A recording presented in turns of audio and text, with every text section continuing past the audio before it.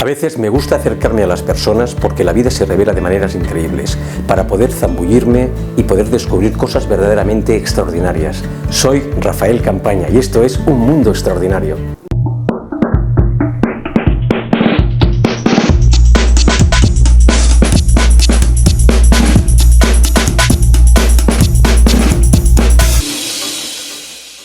Bienvenidos y bienvenidas a Un Mundo Extraordinario, una semana más. Muchísimas gracias por estar ahí detrás, escuchar, ver y reflexionar sobre estos temas que desde el Mundo Extraordinario os estamos subiendo cada semana. Hoy vamos a hablar con David Balaguer. Él ha sido una persona, un profesional que ha estado en dirección y administración de empresas en cargos muy importantes de dirección. Es máster en logística integral. Y sobre todo es miembro vitalicio de la Junior Chamber International, esta asociación que pretende generar líderes para un futuro. Él, sobre todo, que es de lo que vamos a hablar hoy, es coach. Hace muchísimos años que es coach profesional y vamos a hablar de todo este tema del coaching. Vamos a intentar dar un poco de luz sobre qué es coaching, qué no es coaching. David nos va a explicar muchísimas anécdotas y muchos aspectos informativos sobre este tema que nos va a abrir un poco esa visión un poco más profesional de esta profesión a través de David Balaguer. Muchísimas gracias.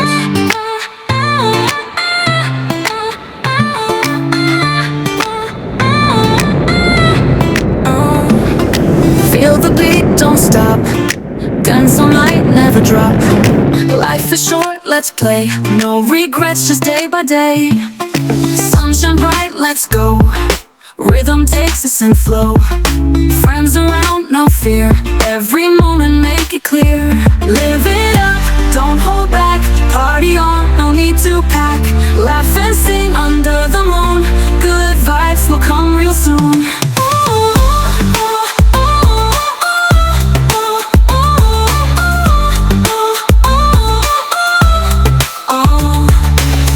Groove in your soul, lose control, let it roll. Smiles wide, hearts high, chasing stars in the sky. Worries fade into night, shining stars in this light. Feel the joy, feel the cheer, every second makes it clear. Live it up, don't hold back, party on, no need to pack. Laugh and Muchísimas gracias, David Balaguer, que con la combinación de tu robusto perfil empresarial y una profunda vocación humana y el enfoque de Un Mundo Extraordinario promete una conversación fascinante. Muchísimas gracias por estar aquí. Muchísimas gracias a ti por invitarme. Vamos a empezar con una pregunta que yo creo que es de casi obligada, ¿no? O sea, en tu tarjeta de presentación podrías poner exdirector de operaciones y coach. ¿Con cuál te sientes más identificado hoy y por qué? Buah, empezamos así fuertes. Hoy, sí, hoy. Es que hoy ya tengo mi vida muy transformada, ¿no? Es decir, después de más de 25 años haciendo coaching ejecutivo, coaching de equipos, trabajando con empresas, con particulares, con coaches individuales, de parejas, en fin, con todos los tipos de coaching con los que he tenido la oportunidad de trabajar y con los que he disfrutado trabajando. No es solo el coaching. Llega un momento que no me identifico con la herramienta, ¿no? O sea, yo no soy un coach. A mí cuando me dicen, no, es que tú como coach y tal, y yo cuando me lo dicen me quedo así y digo, es que yo no sé si soy coach. Sí, yo creo que soy otra cosa, ¿no? Yeah. Pero me tengo que enfrentar es como un karma, ¿no? Durante todos estos años nunca he sabido definir muy bien a qué me dedicaba. Y eso entiendo que les pase a mucha gente que se dedican pues al acompañamiento personal, al desarrollo personal o a este tipo de cosas de ayudar o acompañar a otros en su crecimiento y en su desarrollo y en conseguir sus propios objetivos y metas, ¿no? A alguien o al grupo que sea, ¿no? Sí, a mí cuando me contrata una empresa y me dice queremos aumentar las ventas, pues dame a los vendedores, dame a los managers, dame tal y montamos unas sesiones, montamos una serie de cosas, actividades, demás, hacemos trabajo de consultoría, de no sé, yo en mi tarjeta pone consultor en recursos humanos, que me pareció que era Ujú. lo que más o mejor podía definir lo que hacía, ¿no? Soy consultor en los recursos que los humanos tienen para conseguir lo que se proponen, ¿no? Seguramente esta podría ser una buena definición de a qué me dedico, ¿no?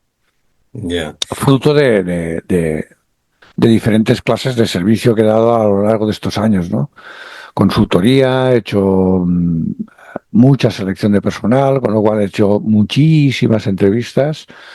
Yo tengo más de 25.000 currículums leídos. De los 25.000, pues habré hecho prácticamente 10.000 entrevistas personales y entrevistas que, a ver, nuestros procesos de selección eran muy pata negra porque nos dedicábamos mucho a la parte actitudinal, ¿no? Ten en cuenta que cuando alguien accede a un trabajo, accede por lo que dice su currículum. Y lo que sí dice su currículum es todo lo que esa persona ha conseguido fuera de ella, ¿no? Es decir, la experiencia que ha tenido es fuera de ella, los estudios que ha tenido son fuera de ellos mismos. Ujú, ujú. Los ha ido a buscar, yo qué sé, a una academia, a una universidad, un centro del tipo que sea, ¿no? En cambio, nuestros procesos sí van mucho por el tema actitudinal, ¿no? Porque ten en cuenta que una persona accede a un puesto de trabajo por sus aptitudes con P, pero cuando la echan generalmente por sus actitudes con C. Entonces, para realmente nosotros dábamos mucha garantía a nuestros procesos, para que eso encaje, teníamos que trabajar mucho tema actitudinal, ¿no? Y ver las actitudes, ver hasta qué punto cuadraba, ver hasta qué punto encajaba en allí donde iba a ir esa persona y este tipo de cosas. Con lo cual las entrevistas eran muy sui generis, muy distintas a las clásicas de entrevistas de selección de personal de, bueno, ¿tú cómo te ves de aquí 5 años? Bueno, ¿tú qué? No sé qué. ¿Esto dónde lo hiciste? No, iban por otro lado, ¿no? Entonces, han sido siempre unas entrevistas distintas y tal. Esta era una pata de nuestro negocio. La parte, nosotros veníamos del headhunting y a partir de ahí, pues hacíamos selección de personal, hacíamos evaluación, reclutamiento. Bueno, hacemos todas estas serie de cosas que aún las hacemos, ¿no? Ya. Evaluación del desempeño, evaluación de plantillas, ese tipo que esta era una pata. La segunda pata era el training, que es si yo trabajo contigo, tus aptitudes con P y tus actitudes con C individualmente, a eso es lo que se le acostumbra a llamar coaching, porque uno trabaja sus actitudes y sus aptitudes para conseguir alguna cosa, para crecer, para conseguir algún objetivo, algo que se ha planteado, superar algún reto, algún desafío, ¿no? En cambio, cuando además de contigo lo hago con todo tu equipo, pues entonces estoy haciendo training, ¿vale?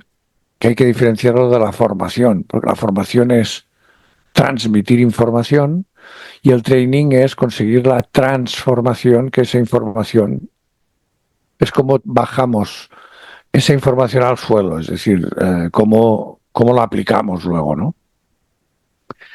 Y la tercera pata, pues sí, ha sido el coaching, porque efectivamente a partir de aquí, pues han salido muchas necesidades individuales de gente que me ha dicho, oye, échame una mano conmigo o échame una mano con mi relación con la pareja, échame una mano con mi hijo adolescente que ahora no está perdido, no sabe.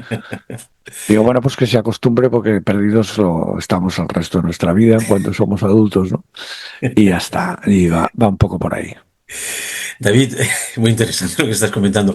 Tú que llevas muchos años en puestos de responsabilidad en el sector industrial, como has comentado, yo quería preguntarte, ¿qué fue lo que te faltaba en ese mundo tradicional, ¿no? O sea, ¿qué te llevó a dar el salto al coaching, a la consultoría? Es como cuando tu hijo te pregunta, papá, ¿qué es el mar? Hostia, ¿por dónde empiezas, no? Ah, ¿Qué es lo que me llevó a dar el salto? Sí. El cambio, la gestión del cambio. En el mundo industrial está en constante evolución. Está en constante evolución a nivel tecnológico, maquinaria, procesos, logística. La logística es la gestión de una información, es la gestión del material, en un sentido, desde materia prima hasta el cliente final. Y pero para gestionar bien todo ese flujo de materiales tienes que gestionar bien la información al revés, en el sentido inverso, desde el cliente final hasta las materias primas. Acabo de hacer un resumen muy bruto de lo que es la logística o cómo integras la gestión logística en un proceso industrial, ¿no? Entonces, uh, todo esto tiene gracia si eres adaptativo, si te vas adaptando a las nuevas situaciones, nuevos productos, nuevas situaciones de mercado, nuevas plantillas, nuevos requerimientos. Entonces, gestionar ese cambio era lo que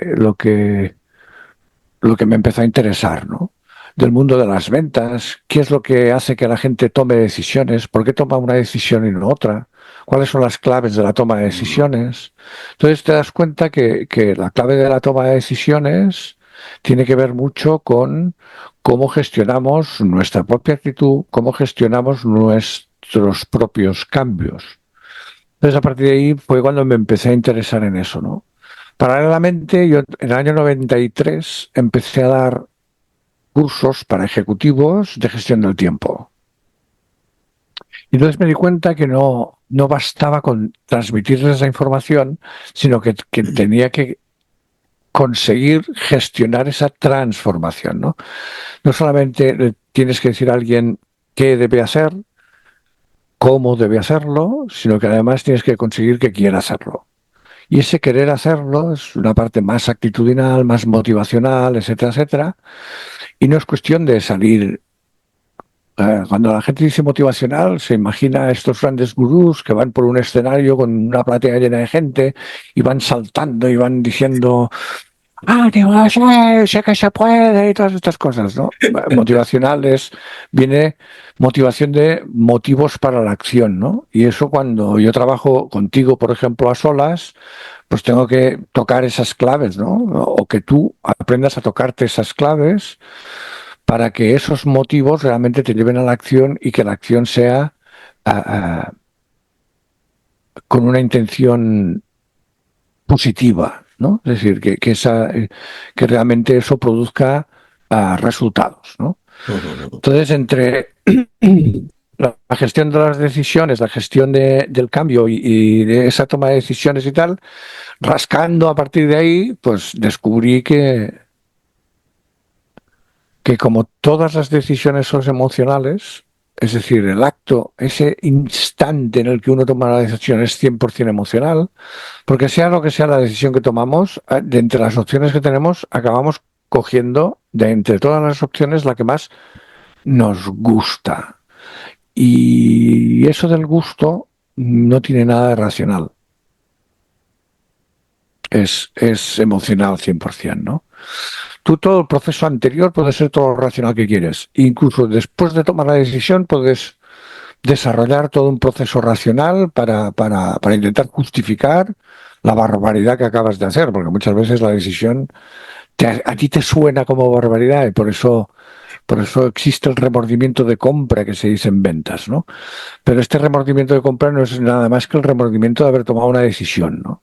Es una punta emocional muy alta que entonces eso te genera un cierto remordimiento, ¿no? Y entonces necesitas justificarlo racionalmente, ¿no? Entonces, como la toma de decisiones tiene que ver con la gestión emocional, pues entonces empecé a rascar por inteligencia emocional, etcétera, etcétera. Y todas las herramientas que han ido trabajando un poco eso, ¿no? La PNL, en fin, el análisis transaccional, en fin, un montón de disciplinas y de tal, el movimiento gestal o todos los estudios eh, del ámbito de la gestáltica, el coaching ontológico, que es el vocabulario que usas, cómo a partir del enfoque que tú le das, la percepción que le das, que esto es PNL, cómo a partir de aquí tú haces pones el foco en determinado sitio, cómo te cuentas el relato, qué palabras usas, cómo influye esto en nuestra fisiología, cómo las emociones nos hacen más chof, nos hacen más uff, nos hacen más va, venga, Sí. y, y a partir de ahí. Sé que, no sé si estoy contestando muy bien lo que me preguntas, pero Lo estás me contestando parece oportuno, fantásticamente bien. No, no, pero muy me bien. parece oportuno explicártelo como te lo explico, No, ¿no? fantástico, fantástico. Mira, David, en tu biografía, vamos a llamar, mencionas mucho el tener muy especialmente en cuenta el tema factor humano, ¿no? Ya estás hablando bastante de este tema. Yo quería preguntarte, ¿fue una lección que aprendiste, no sé, tras ver carencias en el mundo industrial, por ejemplo, o siempre fue tu señal de identidad como manager, ¿no? Este aspecto. Una pregunta. No, nunca me lo había planteado así, pero ahora que me la haces y me he ubicado ahí, sí, me doy cuenta de que mi estilo de gestión, dirección y demás iba por ahí ya. Mm. Son esas cosas que uno naces o te haces, ¿no? Es el huevo o la gallina, ¿no? Que es primero. Hombre, para hacerte te tienes que nacer, eso está claro, ¿no? Entonces, por otro lado, de una de las claves que me di cuenta enseguida en mi trayectoria profesional es que todo depende de la gente, ¿no? Es decir, que una empresa funcione depende de la gente. Cosa que los directivos de hoy, los ejecutivos de hoy, los consejos de administración de hoy, seguramente han perdido eso que inicialmente se tenía, ¿no? Ah, seguramente porque se ha transformado el concepto empresarial y más que empresas productivas, ahora lo que se montan son empresas financieras. Entonces, Mm. todo tiene que ver con los costes, con los rendimientos, con los ROIs, con los EBITDAs y con todas estas cosas, que todo esto es, al final es el producto final. Esto es como el dinero, ¿no? Si te mueves por el dinero, nunca dormirás bien.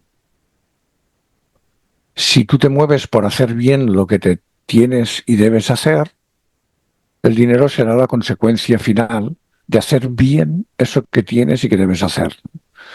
El EBITDA, los ROIs y todo esto, si tú haces bien las cosas acaban saliendo. Sí, y si tú haces bien las cosas, quiere decir si la gente que está en producción o que está en ventas o que está en marketing o de tal, hacen lo que tienen que hacer y lo hacen bien, se preocupan por hacerlo cada día mejor, pues los resultados de los ROIs y los EBITDAs y todas estas cosas acaban funcionando, ¿no? Seguramente, al final, déjame decirlo de una manera más light, ¿no?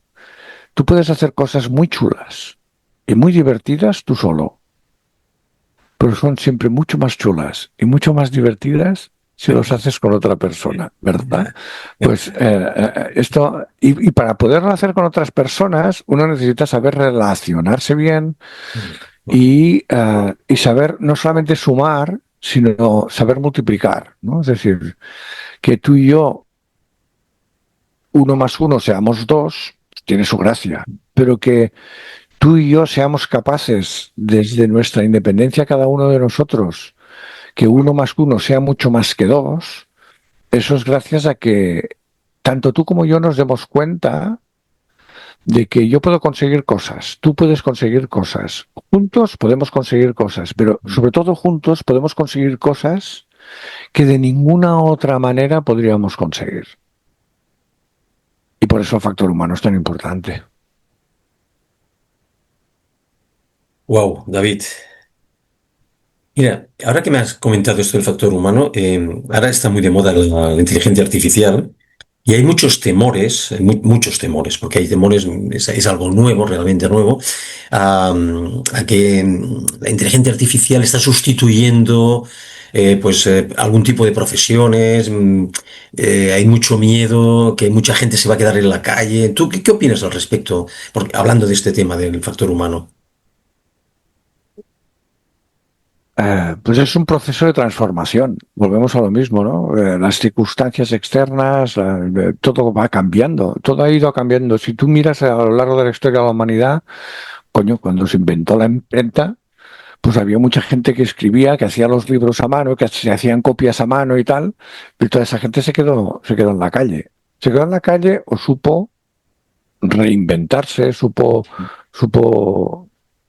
Es que cuando se mecanizó el mundo agrícola, que antes se contrataban a grandes riadas de gente para hacer los trabajos del campo, pues cuando se mecanizó hubo mucha gente que tuvo que reubicarse, buscar otra tal. Sí, a ver, la inteligencia artificial puede eliminar puestos de trabajo, pero también crear nuevos, ¿no? Es decir, porque también hay que saber entenderse con la inteligencia Mm, artificial. Hostia, si es complicado entenderse con otra persona, imagínate entenderse con una máquina, ¿no? Ah, sí. y claro, y entenderse con una máquina que además, yo que me relaciono un poco con la inteligencia artificial por diversas razones, hay momentos que yo le contesto, oye, me parece que me estás tomando el pelo, le digo. Digo, no, no, entiendo tu frustración y tal. Digo, coño, te he pedido 3 veces lo mismo y 3 veces me lo estás dando mal. Digo, ¿qué parte de la instrucción, qué parte del prompt, que ahora ¿Has entendido? el prompt, qué parte del prompt no está clara, ¿no? Para que te diga que en vez de en vertical estas 3 columnas las quiero en horizontal, joder. Te lo he dicho varias veces, de varias maneras, tú me has dicho varias veces que sí que lo entendías, pero me lo estás haciendo mal. Es más, llevo 3 veces dándote la instrucción y del origen al final no hay diferencia. Y tú me dices, sí, mira, ya está, ya lo he conseguido. Y, puf, y me das lo mismo que ya tenía antes. No, no, sí, me doy cuenta de que yo te estoy dando lo mismo que tal. Pues si te das cuenta de eso, puedes entender, ya que eres inteligencia, aunque seas artificial, puedes entender de que yo me sienta no frustrado, que me estás vacilando, que me estás tomando el pelo, ¿no? Pero claro, es que no son capaces, no entienden ironías, no entienden, Claro. no entienden las indirectas, que es como Gila detuvo Gila explicaba que detuvo a Jack el Destripador Sí. porque colaboró con Scotland Yard y que lo detuvo porque lo acorraló con indirectas, ¿no? Entonces, claro, me lo encontré en un ascensor y dije, alguien ha matado a alguien, y claro, empecé con estas indirectas y llegó un momento que lo desarmé y se desmontó, ¿no? Claro, la inteligencia artificial no te entiende de indirectas, Ah, ni de ironías, y a veces es más cínica sin quererlo ser que tú mismo, ¿no? sí, sí, sí. Pero bueno, sí, que van a cambiar cosas, sí, pero bueno, también cambio con los móviles, ¿no? Y no nos hemos dado Y claro, cuenta. y tanto, y tanto. Y no nos damos cuenta porque no percibimos el cambio. O sea, vivimos tanto la inmediatez que no nos damos cuenta del cambio. Tú y yo, que ya empezamos a tener una edad, tú y yo enviamos SMS poniendo la X, marcando no sé cuántas veces el 9. Sí, Cierto, cogías el teclado y para poner la X tenías que poner no sé cuántas veces el 9, y para poner la Y tenías que poner no sé cuántas veces el 8, y cuando no tenías el 8. Y ahora el WhatsApp te lee en voz alta los mensajes, tú le das en voz alta y te lo escribe. sí, sí, No sí. sé, yo recuerdo que cuando empecé a trabajar, yo me iba de ruta. Uno de mis primeros trabajos fue de comercial y era comercial en ruta. Y yo cuando hacía la ruta de montaña, yo llamaba una vez a la semana a la empresa para pasar para pasar los pedidos y tal. Y si llamaba desde Viella, me tenía que ir a la centralita de Telefónica que había en la Rambla de Viella, en la Ramblita que hay en Viella. Tenía que ir a la centralita y pedirle mora. ¿Cuánta mora hay? Me dice, hay 2 horas de demora. Vale, pues ya me tienen aquí 2 horas. Si sí sea puntual para que no le pase nadie delante, ¿no? Y yo me tenía que esperar 2 horas a que me diese en línea, llamar a mi empresa y decirles y pasarles las novedades, los recados, los pedidos, etcétera, etcétera, ¿no? Hoy sales de casa del móvil, has hecho 20 kilómetros, te das cuenta que te has ido sin el móvil, das media vuelta y vuelves. Te chupas 40 kilómetros más porque te has dejado el móvil, ¿no? Porque parece que sin el móvil no sabemos vivir, no podemos vivir. Y Cierto. entre el no poder y no saber hay bastante conexión, ¿no? Sí, sí, sí, cierto. Va por ahí. Sí, cambiarán las cosas, sí, pero siempre a mejor. Vivimos mejor hoy que hace 20 años, que hace 30, que hace 40, a pesar de que hay nostálgicos que les parezca que no, que con no sé quién se vivía mejor. Uf. David, muy interesante todo esto. Si yo te digo la Junior Chamber Internacional, Mm. que sé que eres miembro vitalicio, yo quería preguntarte qué significa para ti esta organización y cómo moldeó tu visión sobre el liderazgo y la contribución social. Pues para mí, entrar en la Union Chamber en su momento, yo entré en el año 90. La Junior Chamber es una organización de jóvenes. Primero expliquemos Ujú. un poco qué es. Puedes ser miembro desde los 18 hasta los 40 años. Ah, a partir de los 40 no es que se consideren que no eres joven, pero ya no toca. Ya hay otras maneras de tú hacer lo que hacías en la Junior Chamber, hay otras maneras de hacerlo, ¿no? Es una organización mundial, están más de 180 países. Generalmente siempre hay una población flotante, como entras a los 18 o a partir de los 18 y te vas por narices cuando cumples 40, pero hay una población flotante. Tiene sus altos y sus bajos, lo que es el número, la cantidad de gente que es miembro, ¿no? Están más de 180 países y ¿a qué se dedica? Es una organización de jóvenes que se dedican a la formación en la acción. O sea, tú te formas haciendo y la acción en beneficio de la comunidad. Es decir, en programas que tú haces en beneficio de la comunidad. Entonces, para hacer esos programas, trabajas en equipo.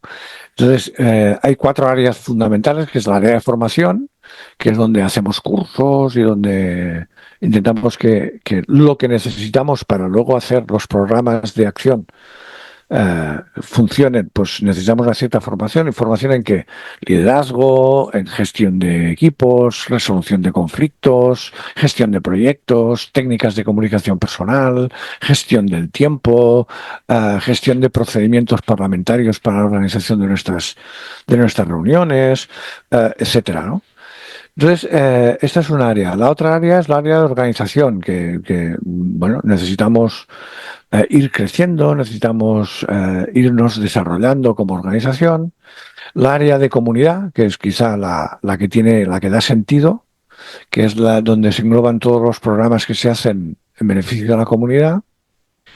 Y la área internacional, porque al estar en más de 180 países, la idea siempre es que pensamos globalmente, pero actuamos localmente. Las jóvenes cámaras son locales. Eh, para mí, y ahora contestando a la pregunta, para mí hay un antes y un después de mi paso por la Jove Cambra, ¿no? Por la Junior Chamber. ¿Por qué? Porque ahí fue cuando desarrollé o aprendí a desarrollar de una manera más consistente, más sostenida, más consciente, todo lo que son las soft skills, ¿no? Todo lo que son las habilidades blandas, todas estas, ¿no?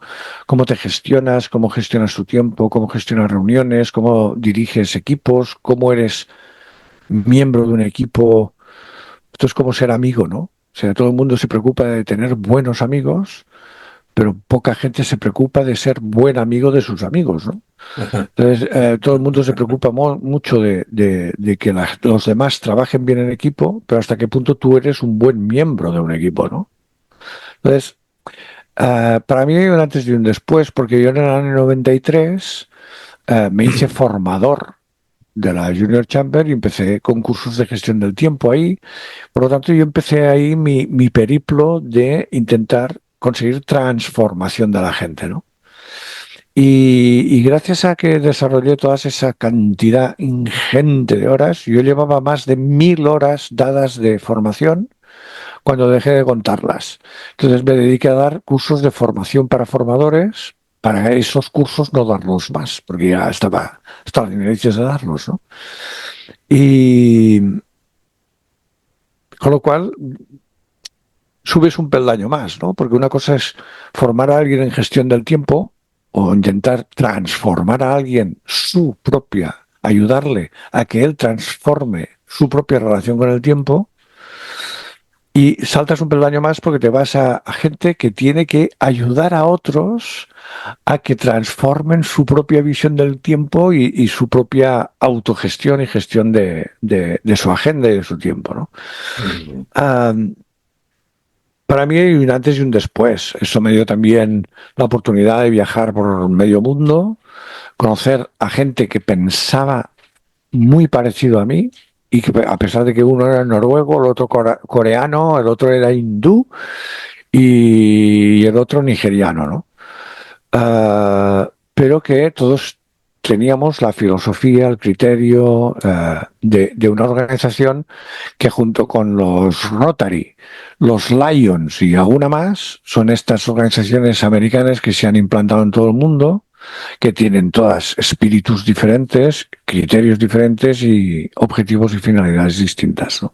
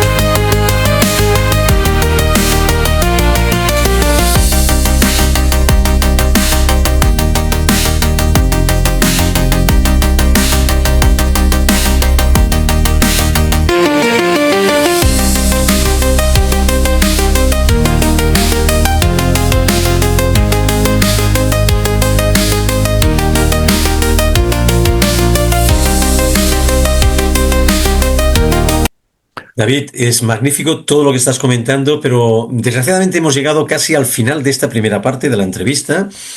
Ya aquí ya os emplazo, no os perdáis la segunda parte con David Balaguer, porque vamos a hablar del coaching y vamos a hablar de cosas como qué es coaching, qué no es coaching y otras cosas que David de forma muy generosa nos va a explicar. David, para acabar, no sé si quieres subrayar algún punto, explicar alguna cosa o expandirte en algún punto de los que hemos hablado que quizá no hemos podido hablar mucho más. Quizá me he enrollado mucho, ¿no? Me has hecho pocas preguntas y he estado más hablando yo que